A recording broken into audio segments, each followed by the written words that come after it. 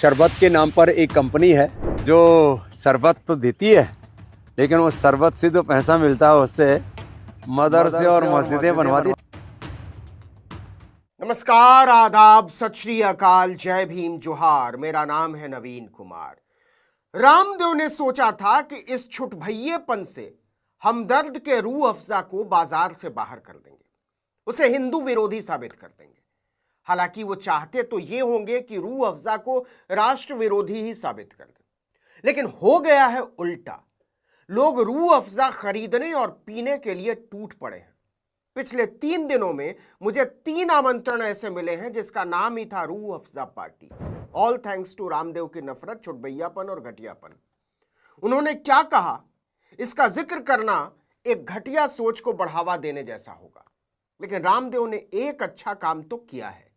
रूह अफ़ज़ा की बिक्री घनघोर तरीके से बढ़ा दी है, और इसका उदाहरण है कि मुझे पतंजलि शरबत पीने का एक भी न्योता नहीं मिला है।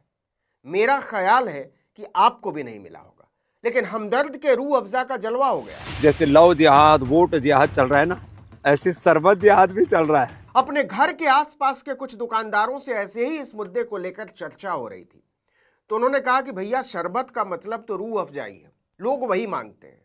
लेकिन जब से रामदेव ने मस्जिद मदरसा वाला कांड किया है, तब से तो और ज्यादा डिमांड बढ़ गई है। एक से पूछा कि रामदेव के शरबत को लेकर बाजार का कैसा रुख है। उसने कहा कोई रुख नहीं है, रामदेव भी रूह अफ़ज़ा की नकल ही कर रहे हैं। इस बाजार में उतरने वाले हर खिलाड़ी ने शरबत के मामले में उसी की नकल की है, लेकिन रूह अफ़ज़ा की ब्रांड वैल्यू बरकरार है, उसे हिलाना इतना आसान नहीं है। अगर रामदेव को लग रहा है कि 2 टकिए इन्फ्लुएंसर की तरह मसालेदार रील बनाकर वो ऐसा कर लेंगे, तो इसका मतलब है उन्हें ना तो बाजार की समझ है और ना ही समाज की। वो शरबत पिएंगे तो मस्जिद और मदरसे बनेंगे। सरासर झूठ बोल रहे थे रामदेव, और ये पोल उन्होंने खुद ही खोल ली है। मुसलमानों से ज्यादा हिंदू बोल रहे हैं कि रूह अफ़ज़ा केवल एक शरबत नहीं है, सोच है। रामदेव ने तो केवल दान का रुपया खाया है, दान की दौलत पर मौज उड़ाते हैं। आज तक कमाकर रामदेव ने किसी को चवन्नी का भी दान दिया हो तो बताइए। लेकिन हकीम अब्दुल मजीद ने अपनी पूरी दौलत ही वक्फ कर दी थी। आजकल वक्फ को लेकर बहुत तरह के तमाशे चल रहे हैं, तो जान लीजिए, रूह अफ़ज़ा दान की रकम से खड़ा किया गया किसी मुनाफाखोर, चंदाखोर बाबा का प्रकल्प नहीं है, बल्कि अपने जीवन भर के हासिल को दान कर देने की सोच का नाम है। हकीम अब्दुल मजीद साहब दिल्ली के सबसे बड़े हकीम हुआ करते थे। देश के बड़े बड़े दिग्गजों का अलग अलग समय पर उन्होंने इलाज किया। उन्होंने 1906 में हमदर्द की नींव रखी थी। हमदर्द का मतलब होता है दर्द में साझेदार।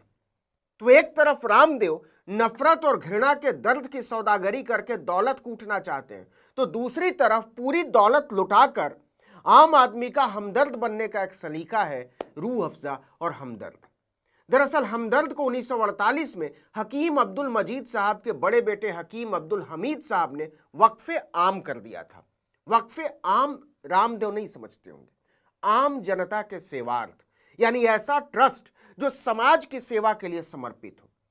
जिस आदमी ने सिर्फ दान की खाई हो, मुनाफा कमाया हो, भारत की जनता के पैसे से सुरक्षा हासिल की हो और जनता को उल्लू बनाया हो, कोरोना जैसे मुश्किल समय में भी झूठ बोलकर दौलत बनाई हो, उससे यह उम्मीद की भी नहीं जा सकती कि वो वक्फे आम का मतलब समझता होगा। दान न उसका स्वभाव है और न हैसियत।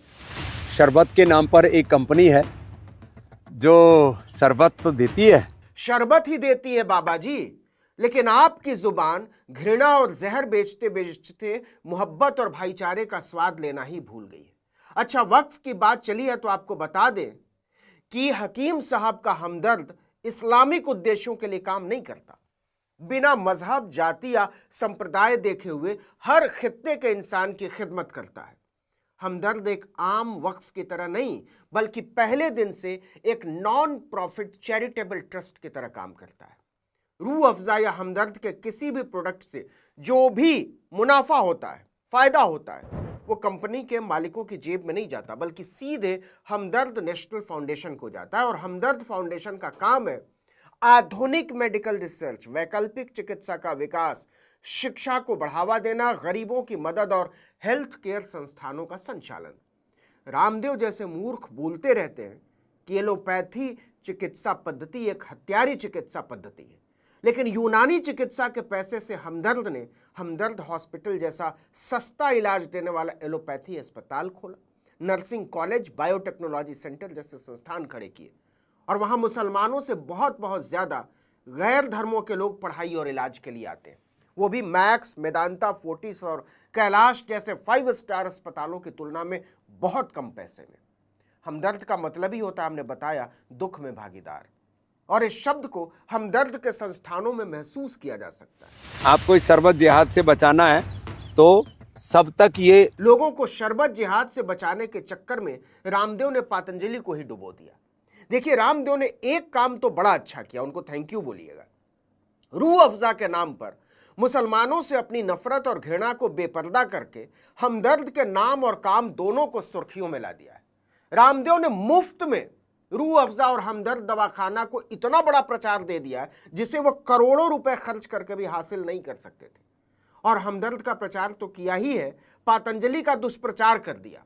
लोगों ने रूह अफ़ज़ा और हमदर्द दवाखाना के इतिहास के बारे में पढ़ना शुरू किया, हजारों वीडियो इस पर बन गए, वरना शायद ही इतने बड़े पैमाने पर लोग जान पाते ऐसे कि हमदर्द लेबोरेटरीज एक वक्फ ट्रस्ट है जो अपने मुनाफे का बड़ा हिस्सा, लगभग 85%, शिक्षा, स्वास्थ्य और सामुदायिक विकास जैसे धर्मनिरपेक्ष और सामाजिक कार्यों में लगाता है। ये कहना कि इसका पैसा केवल धार्मिक संस्थानों में जाता है तथ्यात्मक रूप से तो गलत है ही।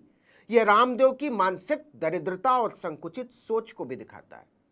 अपनी नफरत के चक्कर में रामदेव ने स्थापित कर दिया कि रूह अफ़ज़ा कारोबारी से ज्यादा एक सांस्कृतिक और ऐतिहासिक पेय है जिसे भारत, पाकिस्तान और बांग्लादेश, अफगानिस्तान जैसे तमाम देशों में सभी समुदायों के लोग पसंद करते हैं।